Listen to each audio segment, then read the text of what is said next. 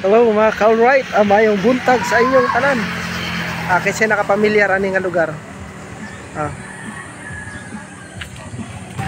Kasi nakasabot ani nga lugar, unsa ni nga lugar. Shout out tayo sa sa Solibran family, Garhas family, ug sa Bohols family. Kaday ko ron sa Barangay Canonso. Alright. Magbilin ta rin guys og ganang sticker. Dire, okay say makakuha ani nga sticker nya na akong gibutangan og kanang panggasolina o di kaya pang snack. Ay no. Ngayon kung paunahan ra to mga guys, ngarian na lang ninyo dapita. Ugasan ako ibutang. Tanawa lang ninyo ha, ugasan ninyo asa na ako ibutang. Kari mga taga Canonso, ako mga followers dire.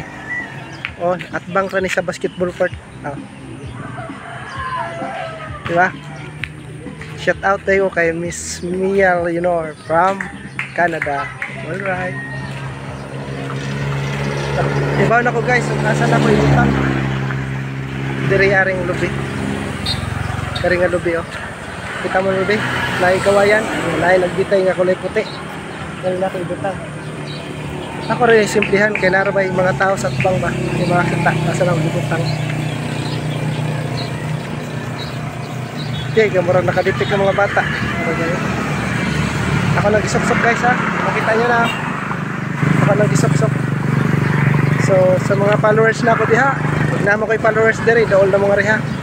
Pakitaan niyo. Lubi Ano, walay puti.